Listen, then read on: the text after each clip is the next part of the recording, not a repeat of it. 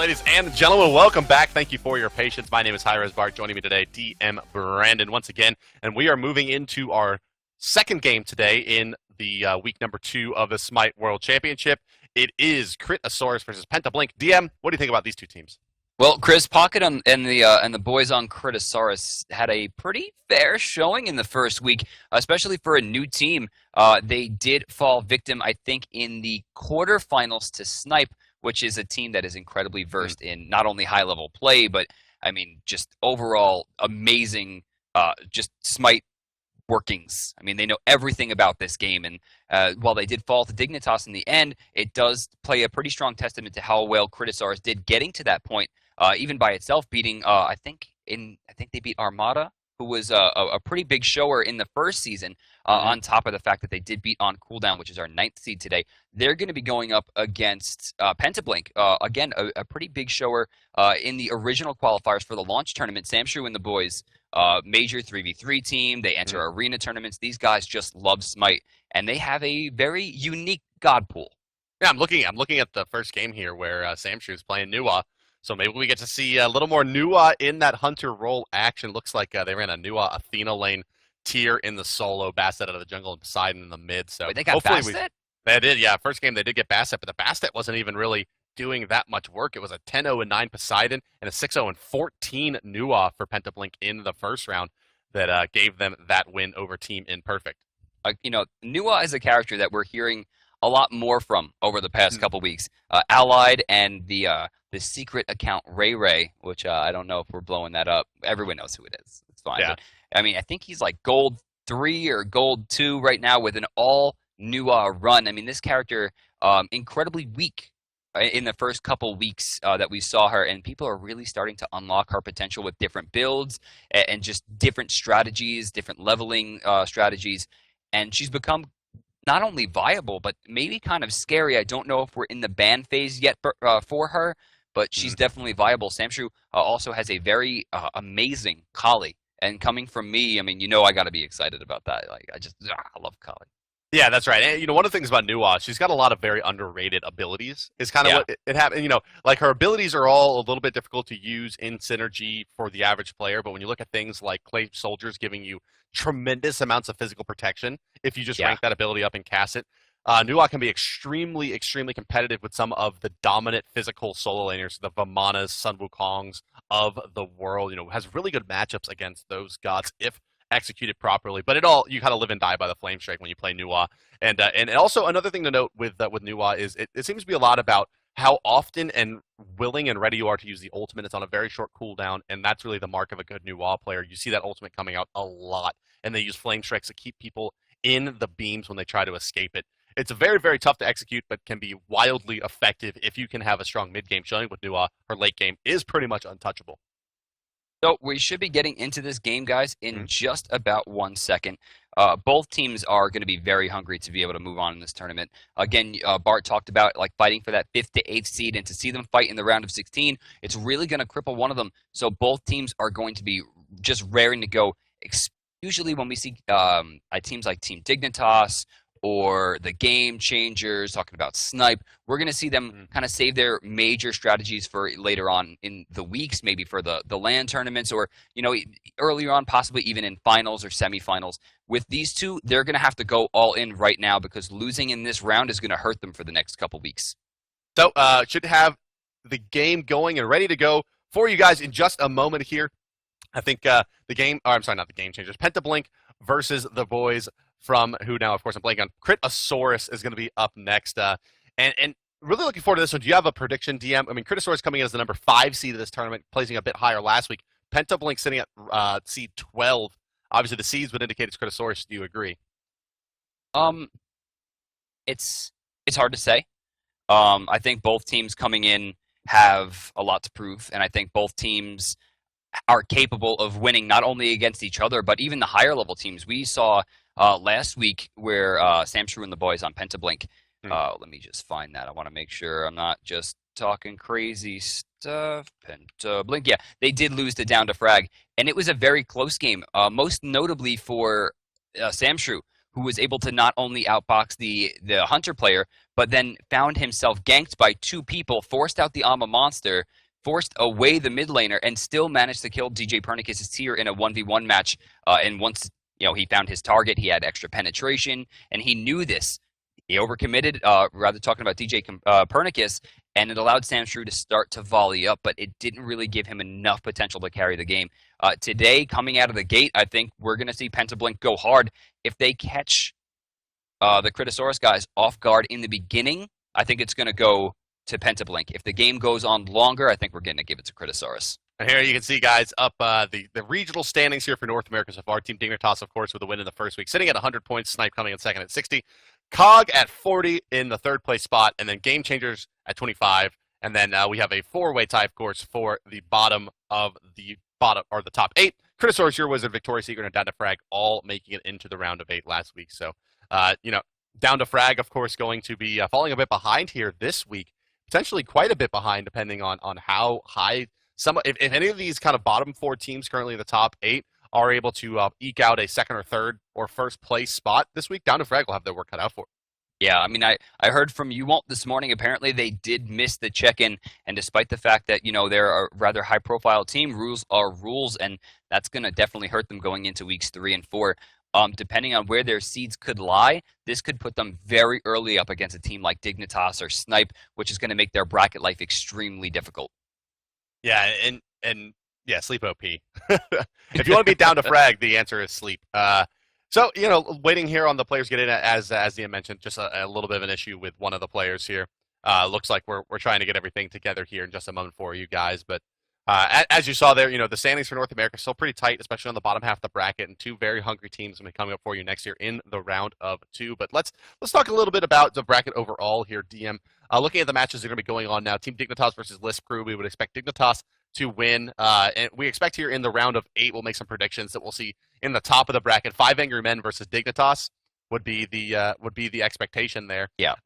Game Changers over Mighty Storm. Do you feel confident there? Mighty Storm is definitely an upcoming team. I have had the privilege of playing with T-Snipes over the past couple weeks. In ranked and normals, we actually invited him over to play a few games with us. There's a lot of potential on this team, and they did pretty well yesterday in the 2v2 tournament as well. They've been entering 3v3, and they're definitely making name for themselves. However, the Game Changers, I think the name has already been made.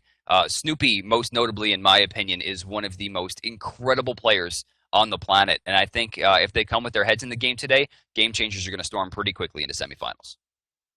Yeah, so we're going to predict Game Changers there going up against the winner of this game, Pentablink versus Critasaurus, who sounds like we're kind of leaning towards Critasaurus potentially here for that victory. We'll at least rely on the seed points there. So Game Changers versus Crit in the second matchup. Now, Snipe, we would expect to go out over Paragon Gaming. Peace a Lot versus Full Moon. Don't know much about that there. But let's go ahead and stop our predictions as we are getting pulled into game here. Ladies and gentlemen, it's going to be the gentleman of Critasaurus going up against Pentablink. Pentablink going to be on the right side of your screen, and Critasaurus on the left. All right, so going into this, we're going to get into our ban phase here. 2 bans. We're going to go into 3 picks for each team, and then a final ban for each team before the final 2 picks for each team. Just kind of staggering out, allowing players to have a little bit more, maybe not continuity, just a little bit more uniqueness and understanding in the picking and banning phase, which I'm always excited to see. So getting started, it looks like, who are we going to see, Bart? Did we get we're a little bit, the picks and bans we got for you in just a moment there on the stream, but we'll go ahead and start getting into them. Odin banned out first by Critasaurus on the left side with their first pick, first ban status. You see him popping up there in the mid bar. And Zeus is going to be banned out by Pentablink as the second ban of the game. So no Odin Zeus combination available for either team yet, DM. And we're waiting on the second ban to come in from Critasaurus. Only a few seconds remain. I think we're going to see a target ban here, and it looks like Kali will be thrown to the wayside. A shot to Samshrew. You got to be mad that they took out your favorite character, but at the same time, you have to be excited that people know who you are and what to ban against you. That's right, yeah, doing a little bit of research there, it looks like Critasaurus. So maybe some scrims coming out between these 2 games. Neon Banana Baby over there on Pentablink. What a player, what a name. 10 seconds left to find their second ban. And looking at what's been banned out so far, a lot of high priority picks. Zeus already off the board. Will they ban out the Nemesis, maybe the Chalk, maybe the Ra? Uller going to be the final ban there. So that leaves the Kitty through. I can't even understand. Bastet more than likely is just going to be auto-locked here. Bastet. I'm not sure why they opted to ban Uller, but Bastet gets picked, she gets locked, and that's going to put Pentablink on the defensive. Yeah, so Tier now being hovered over by Pentablink on the right side. So we're looking at Neon Banana Baby here, hovering over Tier. Sun Wukong also being taken, having a look by Sam Shrew. So looking for a couple of bruisers to start off the draft here is Pentablink. Well, smart pick on the Wukong. Tier, not really a priority pick here.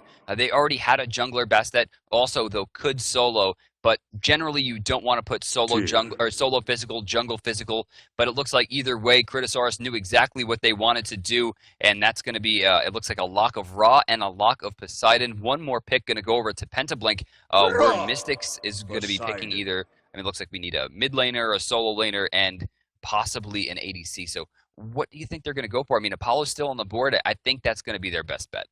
Yeah, it looks like it. Apollo definitely one of the struggle. Ooh, Neath. Okay, so they want to. So here's the thing about Neath, and the reason I like Neath in this pickup. Neath not great necessarily speaking against Bastet, but can be very good against Rom Poseidon. Both have so much move speed that Neath Ultimate really gives you a good idea of when you have an opportunity to hit your skill shots against those speedy gods, I guess is the best way to say it. Especially Poseidon. The rest of the bands coming through. Apollo banned out of the board by Penta Blink. Very smart. Critasaurus now. Yeah, they do still need to pick up their hunter. Now they're looking into some of the lower priority picks. Muzin Cobb coming to mind here as potential who they're going to want to pick up with that Basset. A lot of dot potential.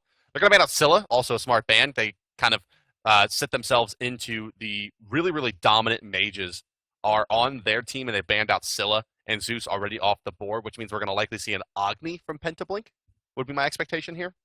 Definitely a strong pickup. With Scylla banned, Zeus banned, Poseidon picked, Ra picked. They're going to need to go into definitely a safe pick here. Agni would be a very smart pick. Talking more about the hunters on her, still on the table as well. Freya is still available, and of course Nuwa. That's right. Nuwa is definitely an option here for the Pentablink. They're probably. My goodness gracious! Okay, DM Brandon, we're going to see the God of the Forge here coming out for Pentablink. I feel like this is my rank games where we let Bastet through when someone's Vulcan on my team. Maybe they have a plan here, but I think Pentablink is not doing very well in this pick ban phase. I mean, I think that there's some synergy there to talk about. Vulcan and the Neath Ultimate obviously can be set up, but in the same respect, an Aegis Amulet can pretty much negate both of those ultimates. It's pretty straightforward when you would expect them to be coming through. Neath Ultimate, of course, has a tail, as does Vulcan's. Maybe an Athena and Muzenkop dual lane here for the Critasaurs. I mean, you saw them run Athena in the last game. I take it back. You didn't see them run anything, but looking at the stats, they did run the Athena dual lane last game with Nuwa, so now they're going to pick up their more traditional hunter in Muzin to match with that Athena, but definitely bringing Athena support, something we don't see very often here in the North American scene. Well, she is going to be picked up. That has great synergy with characters like Poseidon, who might have a little bit of trouble escaping. Extra 25% damage reduction is going to help Poseidon in those situations where a Neathal or a Nemesis gank, which was finally locked there, might prove fatal. So that could really keep her alive. Great mobility coming out from Athena, not only in the Ultimate Defender of Olympus, but she has her dash as well. She has Confound to ensure that people can be peeled, and then Shield Wall to control space. I think it's actually a really smart pick, especially with how much physical damage they already have in Bastet and Nemuz and Cobb. You can see they're looking at those hex graphs, that both of these teams are a little bit awkward. Very, very thin, both of them. Not a lot of sustain or tankiness from either team. Pentablink has a bit of the advantage there, naturally, with the Tier and Sun Wukong. Athena, not the tankiest of the Guardians, certainly in any respect, and Ra will build a bit tanky, but which is the reason I'm bringing that up is kind of Nemesis is a little bit of an awkward pick here for Pentablink. I feel like not a lot of protection she's going to be able to zap early with the ultimate, so going to be relying very heavily on the in-hand damage for her effectiveness. So it's a snowball style of Nemesis. I would expect to see very, very early damage items here over maybe the Shifter Shield second item kind of build. I think if Pentablink is able to get through this game, a lot of people are going to see this meta kind of turned on its head. I mean, overall, Critasaurus has one of the strongest teams I think I've seen in a long time. They have Ra, one of the strongest solo laners, Bastet, the strongest jungler, Poseidon, who is consistently picked for mid lane these days, and then an Athena, a Muzen Cobb lane, which might be a little bit out of the ordinary, but still very damaging and a lot of team fight potential across the way. As Bart said, Nemesis is going to have some trouble since there's not a lot of protections to really steal away. It's going to be hard for her to tower dive, but there really isn't a lot of movement besides Bastet and Poseidon. A Muzen Cobb, very gankable. Ra, very gankable, especially for a character as mobile as Nemesis. Neith, of course, has her ultimate to use to follow up. Vulcan has the meatball. I mean, that's really important. The Magma Bomb can control a lot of space. Expect a lot less from the turret than we usually would see from Vulcan in the heyday, and much more of the stun and knockback potential coming out from the Magma Bomb.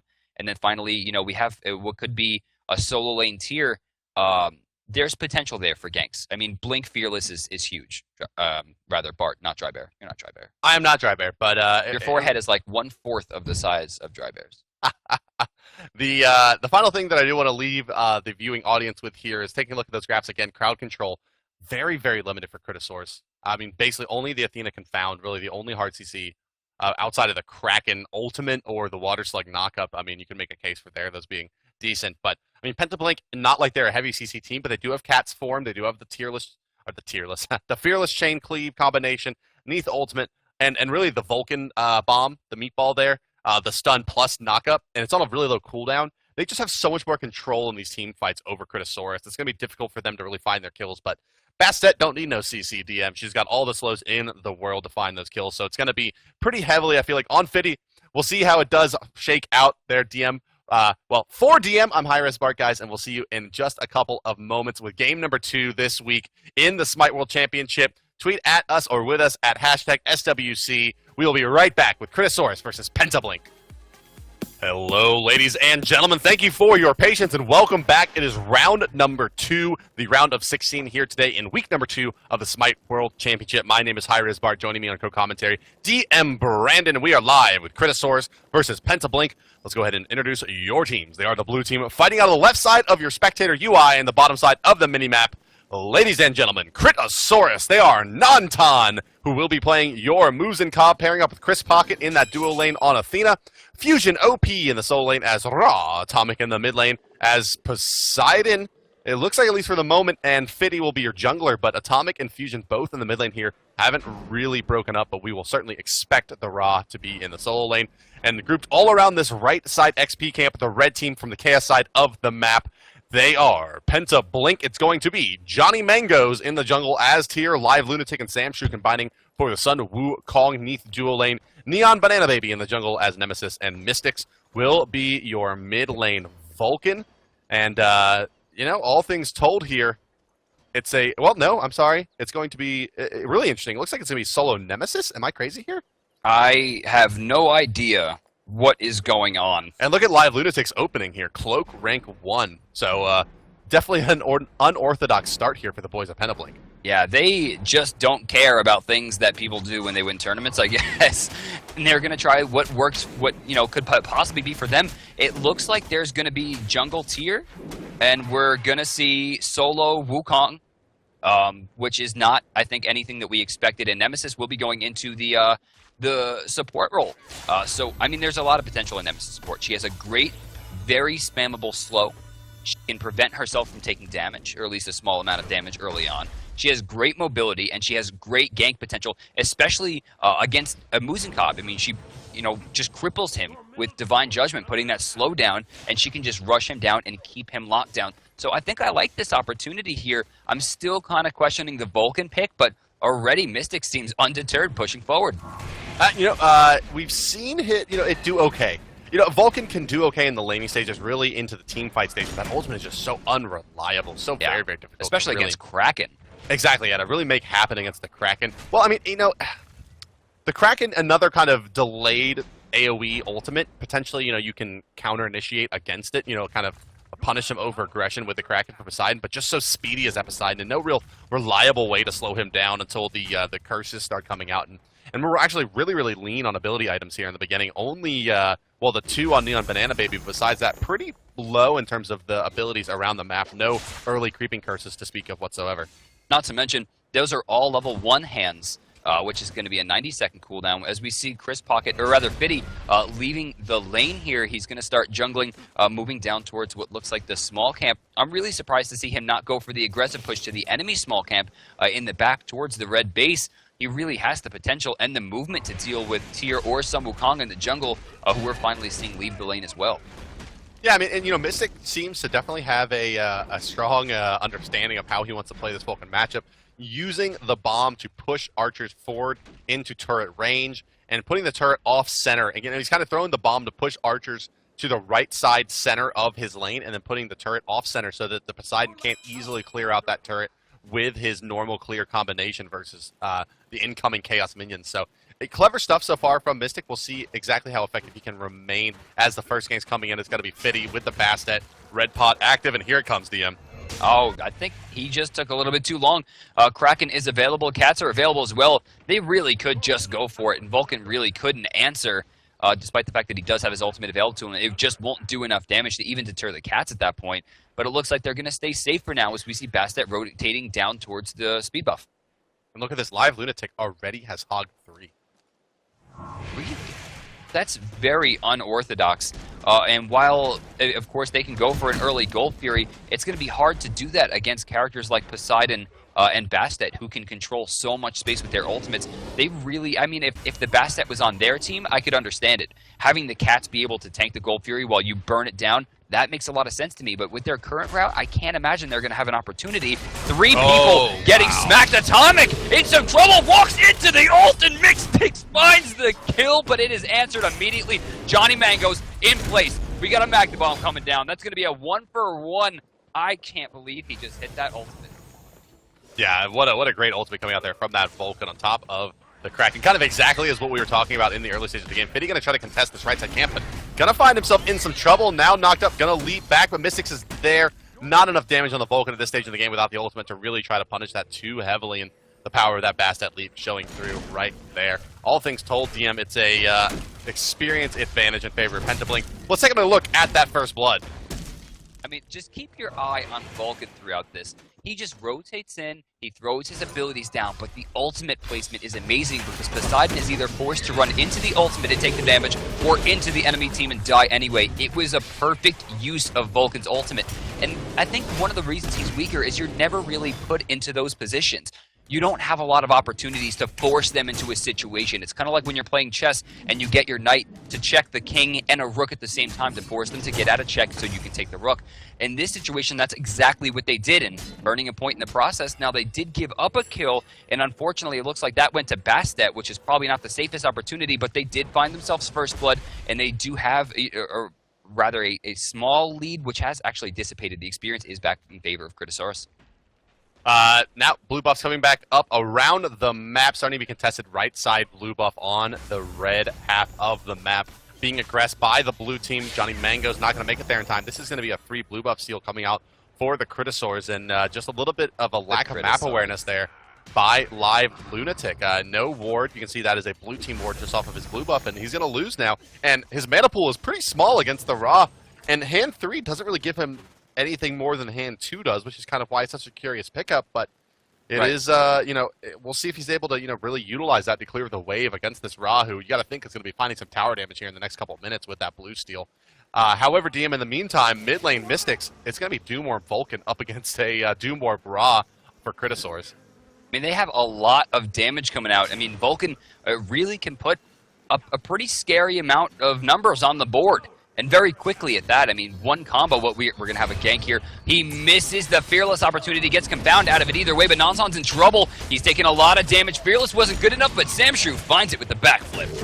Backflip, such good reliable damage. Probably the best ability that he has on the kid. Hold the thought, though. Mid lane, Bastet going deep. Mystics in some trouble. Cat's going to clean that up. And Bastet just so strong. And that's really dangerous for Vulcan.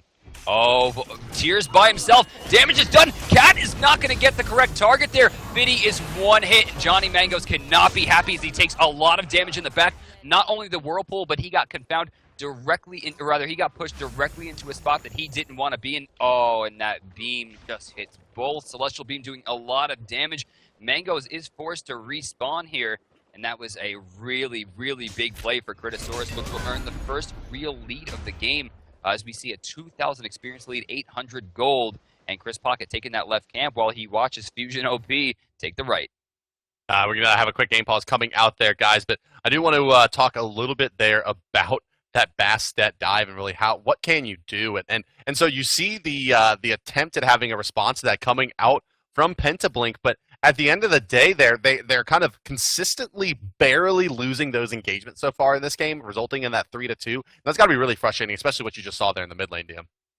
That's true. I mean, really, I think that whole thing was started by Bastet. By forcing the Vulcan out, the person who is the feed on the team right now, he was the only one that could put out damage to really threaten anyone on Critasaurus. And when Bastet smartly rushing the tower to take him down, using those cats to tank the tower while he put the damage out, it really crippled their team fight potential. Over in the left side, they did find a kill, but with the rotation back into the mid lane, even though they had the upper hand, I think really it came down to the Wukong not finding the hit that he needed. He went for the stun. He got the stun, but he didn't get it onto Bastet. If he had hit the Bastet, it would have been a kill. It would have guaranteed it because we had the World Weaver coming through. But unfortunately, he found the wrong target. Tyr got caught in the whirlpool, and that was just it. Yeah, and at the end of the day there, it's got to be really, really, really frustrating to see that Bastet and the Poseidon walk out of that engagement, both under 50 HP. Neath Ultimate did just barely not enough damage to kill the Bastet.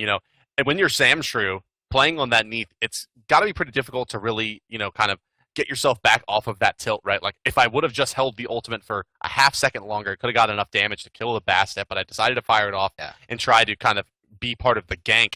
And you got to kind of wipe that from your mind and say, all right, it's now a new set of plays, and we really got to try to execute in this dual lane. We already have the kill on moves, and I'm starting to pull ahead.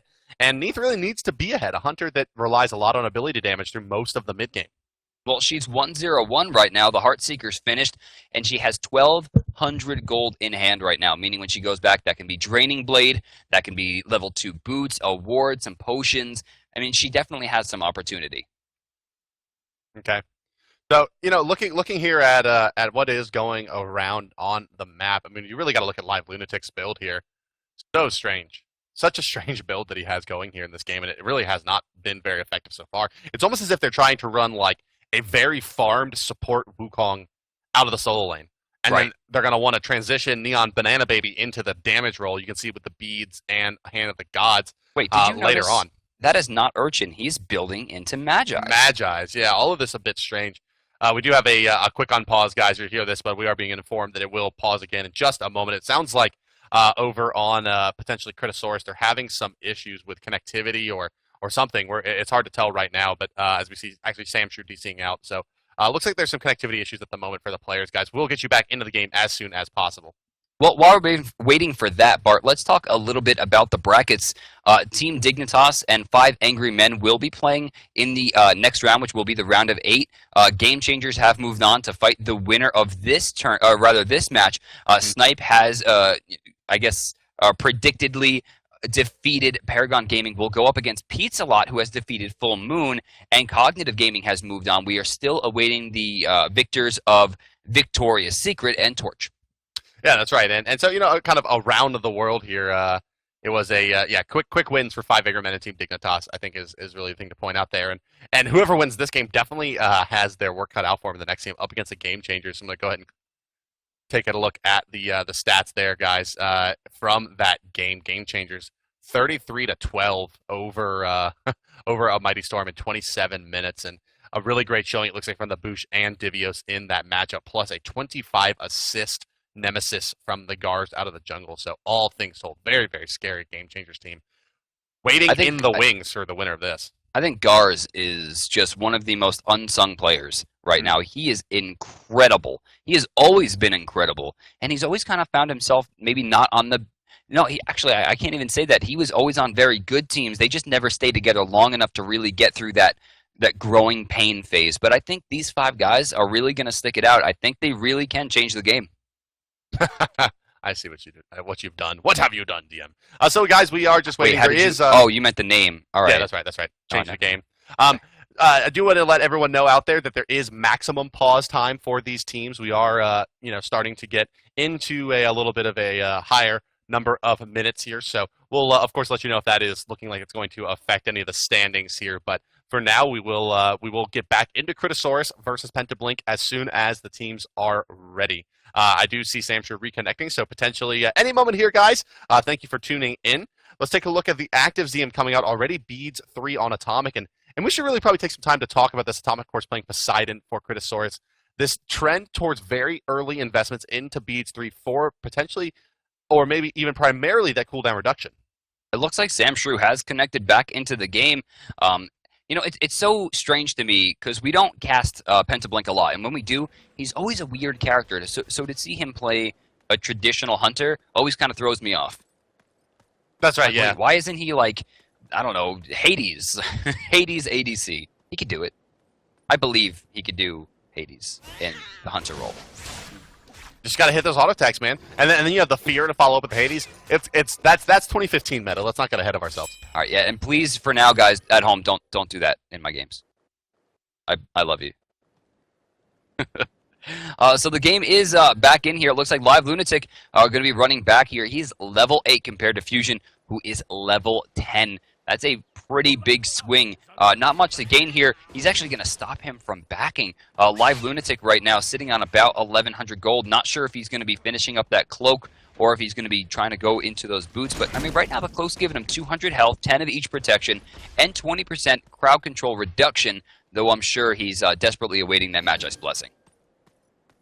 Yeah, but it's not going to really give him that much utility versus the Ra. I agree. You know, he's building, like, purely for mid-game. And look at Fusion OP. It just hit about 8 auto attacks in a row, but then did miss the snipe on to the Sun of Kong. And really, that's a Bastet. Magi's is not going to help against Bastet. I'm not really sure exactly why it's going to be the Magi's at all. Oh, we got to jump in. It looks like Mystics could be in some trouble. Backfire to get out of the second hit from Shield Wall, and no follow-up from Poseidon will negate that push there as Johnny Mangos rotates in. Kraken's going to be used, but Fearless will get him out just barely. Yeah, Banana Baby also walks into some damage from the Whirlpool. As Fiddy walks in, it looks like he finds the slow, but no follow-up there from the Razor Whip. Doesn't look like he wants to jump out of the tower just yet as we get a rotation over towards the right side. Yeah, coming out is the Tier and the Wukong, but I don't think they have enough to even combine into a kill. Bastet here at the orange buff. Fiddy Mango. Johnny, I'm not so sure about this choice, sir. I'm going to try to contest that Bastet at half health, and Cat's going to come out. Now I'm going to start chain-slowing Live Lunatic and zone him out. And that means that the tower is going to go down for free. Neon Banana Baby rotating over as well, but now comes Fiddy, going to look for really anything he can, and they have to just run from Critasaurus at the moment. I mean, this is the power of Bastet, being able to put herself in a bad situation and get out of it for free, and that's just what she did 2 times. Not to mention, she's level 10 right now, which is pretty high considering Johnny Mangos is only level 7. Jungler to jungler, especially with these mid-camps starting to respawn once again, it's going to be very hard for Tier to contest pretty much anything. Yeah, it will indeed here. And so, you know, is Penta Blink going to go for a Gold Fury here in the next 30 seconds or so? I mean, this Hand of the Gods rank 3 for Live Lunatic is just so suspect. Yeah, I don't really understand why he has picked this up so early. Not to mention, like, he is in the solo lane. That's right. I mean, it's a long rotation. They're not going to be... I mean, was this some kind of really early Fire Giant strat that they wanted to run that just fell apart? I'm really, really confused exactly why that did go down. Generally, though, you can't do 10-minute Fire Giant without Bastet, Arachne, Ra, or Odin. Like, you need one or more of those characters on your team to go for the 10-minute Fire Giant safely. And not to mention probably 3 or 4 Hand of the Gods. They have 3 currently. But still, I mean, like you said, this is a very suspect pickup. And I'm not sure what he plans to get here. I mean, the Magi's doesn't help Ra, or doesn't affect Ra. It doesn't affect Bastet. And then he has Hand of the Gods, which isn't affecting anything. I mean, level 2 would have been fine. It's strange. It's a strange world, sir. I want to fast forward 10 minutes to know where they have this plan going. Because as of right now, I can't put it together in my head. But we've seen this team do weird things and be very successful in the past, so there might be something they're going for that we don't understand just yet. It might be a secret.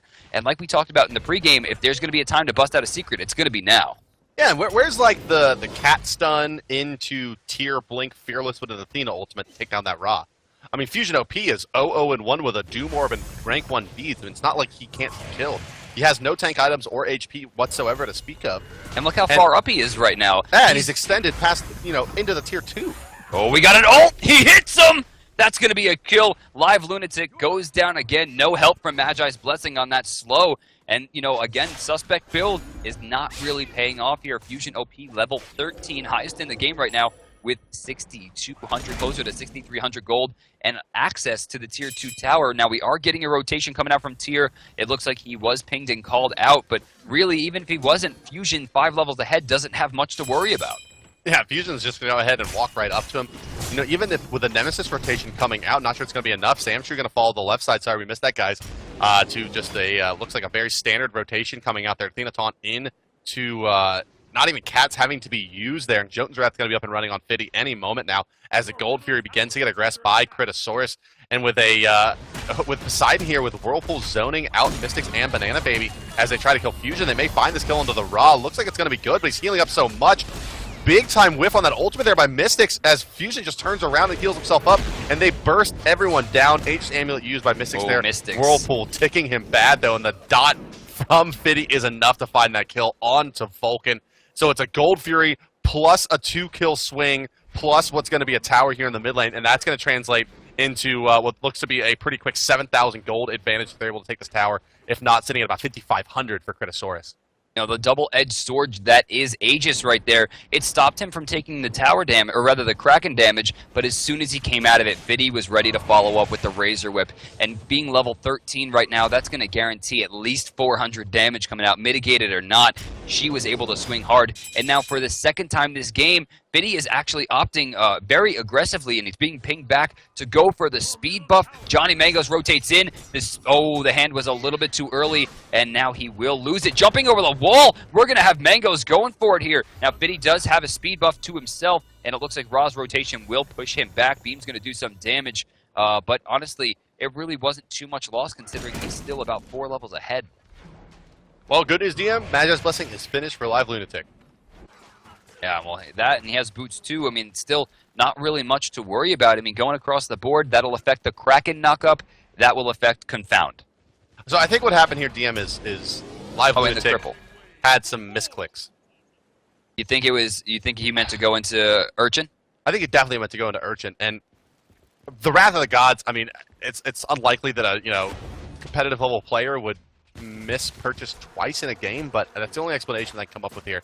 Magi's Blessing, I mean, literally the only ability it's going to stop is the Kraken knockup, right? It's only Poseidon. The Cripple and the Confound. That's right. Confound from Athena, and then Whirlpool, Kraken knockup, and Tidal Surge knockup. None are really super high priority abilities, right? It's not like you have an Amir that you need to stop from knocking you up. And really, rank 1 beads would be plenty against the Athena, but he really wanted to hand the Gods 3 and Creeping Curse, and big fan of the Creeping Curse pickup, but he would be so much better served with such a different itemization. And he can't contest the Raw, and he can't really team fight either with this build. Yeah, Mystics really doesn't have enough damage to him, even with the Doom Orb, to contend against characters like Bastet. He's just getting bullied in the mid lane, level 13 or not. The only person who is continuously farming up, it looks like, is Samshrew, sitting at about 7k right now, but that still puts him 1,000 behind Fusion OP, and really, it still puts him 500 behind Nanton, who's matching him in his role. As we get some pressure moving forward, Mystic's going to throw the ultimate out on top of himself despite no chasers. Fiddy getting multiply hit by ultimates here, but Bastet just is unassuming and uncaring, really, as she continues her pressure. No Gold Fury available, speed about to spawn. It looks like she's going to head back to the base with another major build win there for Critasaurus. Now 6,400 gold in the lead and 10,600 experience up as well. Yeah, I mean, there we saw, a Nemesis unwilling to engage onto a sub 25% HP Bastet because of the rotation from a Muzen And that just goes to show you how far behind they are, specifically in levels. Only level 10 for the jungler of Neon Banana Baby, or the support of Neon Banana Baby. Johnny Mangos out of the jungle, also level 10. Bastet 14 and the B level 15, so just so much more damage in HP. They can't fight. They have to avoid fights. They got to dodge for now, try to farm up a little bit, but given the nature of the jungle in Smite and how long the respawns are in those camps, it's actually going to be pretty difficult for them to kind of stall this map out and find additional farm, as these mid camps are really the point of the most contention and the shorter respawn. So all things told, this is a pretty difficult hole that Penta has dug for themselves. Not to mention, as everything starts to respawn in the jungle, Critasaurus has picked up pretty much everything. Now they're going on to, looks like Chris Pocket here, who has just put himself in a great spot. He's completely out of that, and he took a lot of damage in the process, not only taking multiple blinks out, or rather the blink from Tyr and multiple abilities, but he also took the World Weaver, all of which was completely shunted by the fact that he used Defender of Olympus at level 12 onto Fiddy and got himself out of danger. That puts Critasaurus in a great spot again, as they have more potential to push forward, and Bastet, completely undeterred at this point at level 14, has her basically run-of-the-mill, but Nantan, Atomic, both level 16, Fusion, level 17, really, they could go for Fire Giant in the next couple minutes and be perfectly fine with the result. Fusion is huge.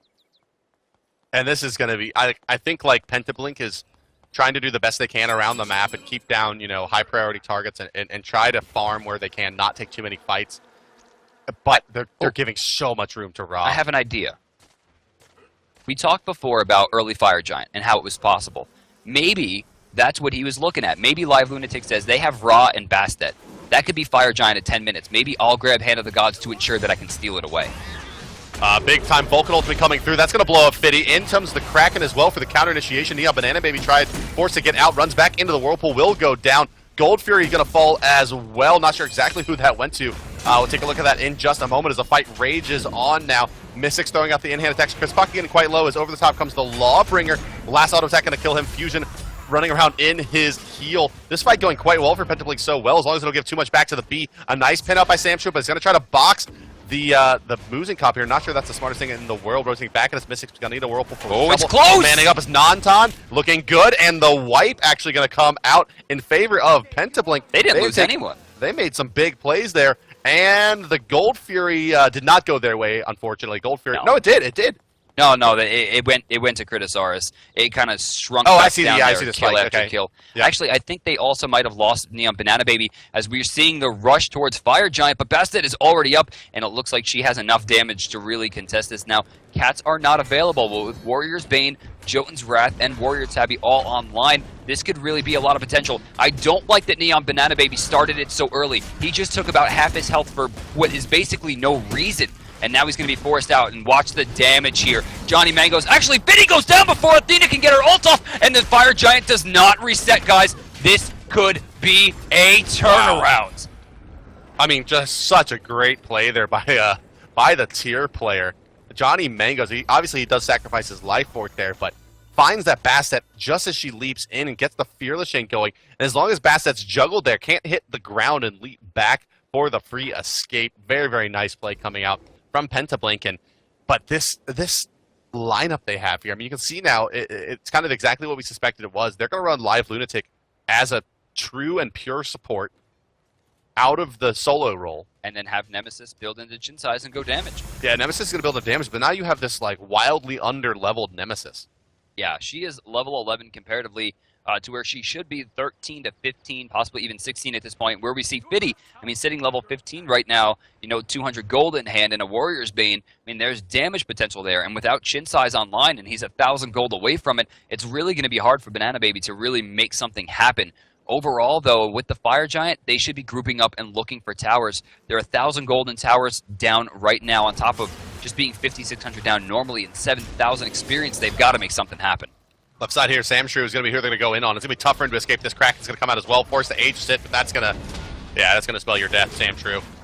But good job by him. Starts to escape a little bit, uses the heal, forces out the cats. More cooldowns coming out. That's what 2 ultimates use to take out a relatively low HP need. Johnny Mangoes finds Fusion. That's a big target. They take a tower as well. So I'm going to chip away at that gold lead now as Pentablink only 5,000 gold separating the teams. And Pentablink's going to find themselves another tower on the right side of the map here. It looks like as they're rotating as 4 through the jungle. I really like that play. The positioning was unbelievable from the turret. Oh, also, turret switching to Banana Baby off the decoy there. I'm sure they're not too happy about that, but 500 gold going to be spent and thrown into the coffers there for the Pentablink guys. Down but not out, 11 to 9 right now. These guys are keeping themselves afloat. 4,700 gold separates the teams. But the waves are pushing up on the left side and middle here for Critasaurus, so not sure how much longer this push can really go for Blink, but it looks like they're perfectly willing and able to continue in as 4 to the tier 2 on the right side of the map. They want to pick up some more gold, and of course it's going to be worth it, but gotta be worried here about Fusion respawning just a second. Rada Tahuti finished, plus the dual armor. They did, however, just reset it, but still a lot of magical power there. Trying to push them back a bit, but Johnny Mango's gonna find the Poseidon for a moment of Atomic, but so much damage coming through from the AoE of Critasaurus onto Pentablink. They're going to be forced out of here, even with the Fire Giant buff. Oh, check out Atomic coming in from the backside. He's going to find something delicious here. Kraken's going to be used, and he's going to find the kill onto Banana Baby as they turn their sight onto Mixed. Aegis or not, he's not going anywhere. That was a 2-player swing right there. Free kills for them, and the Tier 2 tower barely even got scratched. Johnny Mango's forced to use the Lawbringer, got caught in the lazy back there. Fusion out of the jungle! Oh, barely missing Johnny Mango's there. Yeah, barely overshot it. Misjudging the run speed, but wow, what a snipe that would have been. No, Samshrew, even without Fire Giant, putting out some decent numbers here, but they have a lot of sustain as Chris Pocket moves forward. Heal was used in the back there, and they're not going to have that. It's taken some damage, and we're going to have the decoy run forward here, and it looks like Deter, as the Somersault Cloud damage was a little bit too much, and they were willing to deal with, as him and Samshrew try to keep this lane alive. We do have some respawn from Pentablink. It was 47, now it's closer to 6K. They can shrink that, though, right here. If they're quick, if they're smart, don't group up. Oh, so much damage. They did find it, but Kraken's going to find one. Mango's is in a bad spot, and there's no way he's escaping these guys. Beads was used to get cooldowns back. Whirlpool's going to be good. They're going to throw out the damage here from Vulcan, but it's really not going to be enough. The undeterred push, the backflip slow, not enough, and another kill goes down in favor of Chris Pocket. And now only Samshrew is here to defend. We have a Wukong back at the base, but that's going to be 2 free towers. Yeah, a glimmer of hope there for Pentablink, quickly shut out by the boys of Critasaurus, and mass beats 3 now for this team. Their cooldowns are just so short. With 5 seconds off every 90 seconds that they, when they want to pop them, they can just burst single targets so fast, especially the Poseidon with multiple spells and even double Searing Pains from Fusion OP. All things told, this is a very, very difficult lineup to go up against. Almost impossible to lock down now with all these beads, plus 2 Aegis rank 3s, plus a Heavenly Agility and a sprint on Non-Natan. And that's where you saw, that engagement over on the right side where they disengaged so easily from that Tier 2 where just before that Blink had gotten so punished. Fusion was forced to Aegis, but the Aegis actually baited out the Divine Judgment. The Divine Judgment has been wasted, and I'm sure Pi is not too happy about that one. As he rotates over towards the right side, they're going to need to keep those hand 3s ready, that Wrath of the Gods, because the Fire Giant has respawned. Now, this is kind of what earned Pentablink their last, comeback potential. And 7,700 gold down, 14,000 experience down. They cannot afford to drop this. So now Fire Giant coming back up here. Chris Pocket there, warding up. Trying to do a bit of counter warding as 3 manning. The blue buff is a Blink on the right side. And it feels like this is going to be their last stand around this Fire Giant here. They need to find a really, really good initiation against Critasaurus as Atomic's just here. And you can tell, they're kind of baiting it out, throwing out some abilities and auto attacks to, the sound cues a lot of times is how teams, when they don't have ward vision, will know if you're taking the Fire Giant. And so a little bit of baiting coming on, and you can see both teams with a little bit of a standoff. Well, both teams have to be careful here because this really could make or break. Now, it looks like the Inferno Cannon was used. That's going to be picked up in 3 hits. And then, of course, off that global cooldown, he throws that knock-up, which does enough damage to blow it up. Magma Bomb has been used. Confound's going to hit 1. Neon Banana Baby trying to use his shield to get out. He's going to dash out there as fast as possible. We get some ult damage coming out from the Earth Shaker, but really not enough to deter as we see Atomic trying to get himself into a better position. Kraken going to be used, but not too much damage as it was deterred by the Aegis. And there goes Defender of Olympus. So far, Live Lunatic and Neon Banana Baby have been taken down. And with the raw heal, the pressure has been too real. They're going to be forced back. And now, both the hand 3s, or actually, they have 3 hand 3s on that team. No Fist of the Gods has been picked up. They really like objectives.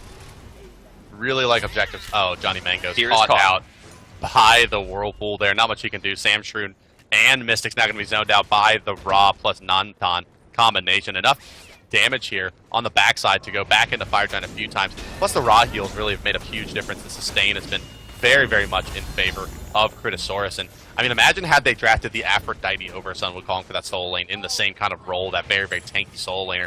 The heal would have helped them out so tremendously. Now Neath in a lot of trouble, likely to go down to the B. Oh my goodness, Non-Ton. Double killing the Fire Giant buff. They definitely misjudged how much damage he was going to do. crit stick done, plus the fire giant buff. So much physical power output, and that honey plus the swarm combination just did about 600-700 damage there. It looked like the honey placement forced the Neath to walk towards the right, directly in the path of her partner, and he just throws the swarm through both of them. Whether he meant to do that or not, that play was unbelievably powerful, and I'm sure people at home are raising their non-tons because you just don't see that level of coordination with your abilities every day. I mean, even in tournaments with high-level players, that was a tip-top play right there, guys. That was, oh man, I'm blown away. Yeah, that was a very, very, very strong play. And now, looking at Critasaurus, some smart itemization. Now it's going to be High to the Arch and coming up from Fusion OP says, well, I really don't need much more than Ratatouille and Doom Orb in terms of damage. We have plenty of damage output. Fiddy starting to take up a little bit on the Basset as well, likely to be a Shifter Shield out of this Tower Shield. Chris Pocket going to be building into a likely Magi's Blessing of his own, and obviously makes a lot more sense against Penta Blink than it ever did against Critasaurus for the Magi's Blessing. And it's going to be a Soul Reliquary for Atomic, likely to be a, I will assume here it's going to be a Soul Reaver. I would imagine it's a little bit too late for Book of Thoth at this point. Yeah, you're not going to get your 75 stacks, or 50 stacks, I'm sorry, of Book of Thoth now. 1 million stacks. Yeah, at any point here in the next couple of minutes. So likely to be the Soul Reaver just for even more burst. Speaking of burst, the level 13 Nemesis without a single defensive item to her name. Really that was a max range Earthshaker that barely even... Oh, the Kraken hits too big time. Lunatic's gone. Fiddy's looking for an opportunity, jumps in, gets the damage with Pounce, and then jumps out as if he had 2 jumps. Because he does. Nemesis, the port, and then support solo, some Wukong. I mean, you just level 13 Nemesis with damage items is such a liability. Like, there was just nothing going for Neon Banana Baby there. I can see how this strat would work if you snowball really, really hard, right? You win the duo lane by a lot, and they did get the first kill into the duo lane, but they really needed Neon Banana Baby to, at some point, like, rotate to the solo lane and find that farm. They never really were able to kind of get him into that farming position that he needed to be in to catch back up after that duo lane start. And the Athena ends up 4 levels ahead of the support Nemesis. So, out of the gate, Bastet got through. Something I don't think many people expected in the entirety of the tournament. She almost put out top damage there. Actually, Nanton. I didn't even see Nanton put out 24k. Samstrew put out 23. Mystics actually put out 27, but still wound up 3 and 6. The story here is that solo laner Sun Wukong Live Lunatic only did 3,700, and Johnny Mangoes in the jungle only put up about 6,600. That was rough. I mean, they got pushed out very early, and Fusion really maintained the pressure. Yeah, and here's a really good replay here that we're going to queue up of really where the kind of later stages of the mid game into this early late game period turned very heavily in favor of Critasaurus, where they fend off this Penta Blink 5-man fire giant rush. I mean, this was impressive. I mean, overall, I mean, the comeback potential was there. They didn't really get a lot of chance to use the fire giant buff to their advantage when they did have it, and ultimately, in the end, they fell. But I mean, the pressure was good. That Poseidon rotation at the end of that fight was really what it was all about. I think just Atomic in general was just unbelievable that game. Yeah. Even though his damage might have been a little bit low, his overall push was just incredible, especially that last kill. So smart. Yeah, I mean, it was that disengage was just not very strong there. As we saw, with the fire giant buff, Penta Blink looks like they're gonna, have an opportunity to get back in the game. They push in, and then they just get rotated on so hard, as you saw there, by the Poseidon. The Kraken just blows up the Nemesis, and that's really the last that we saw of the Nemesis for the rest of that game. After that, Neon Banana Baby just couldn't find any experience and kept on dying to, 1 or 2 ability casts. So that's going to do it for our round of 16, I think, Bart. And that's going to put us into a round of 8. Critasaurus is going to be fighting against the Game Changers. The people we just saw win that game will be fighting 4th seed Game Changers up. Snipe will be fighting Pizza Lot, a newer team on the competitive scene. It looks like we're still waiting on the winner of... Victoria's Secret did manage to beat Torch. They'll be fighting Cog, but we'll be checking in with 5 Angry Men once again as they battle against Team Dignitas. So Pizza, just so you know, DM, is King Taco, Takati, Bob Goalie, Weekend, and Unseen Death. So... definitely a team to keep an eye on as well over there. Some strong players from North America playing for, a silly name, but a strong team. Pizza Lot. I would say 4 really strong players on that team. and then Takati. And Takati. Shout outs to Takati, much love, old Reason Gaming fam. But our next game, as you did see there, Team Dignitas versus the 5 Angry Men, formerly Denial. We saw them in our first game of the day, and once again now in our third game of the day, where they go up against the North American Juggernaut from week number 1. Team Dignitas versus 5 Angry Men. Up next for DM Brandon, I'm hi-rez Bart, and we'll see you guys in just a couple of seconds with that game.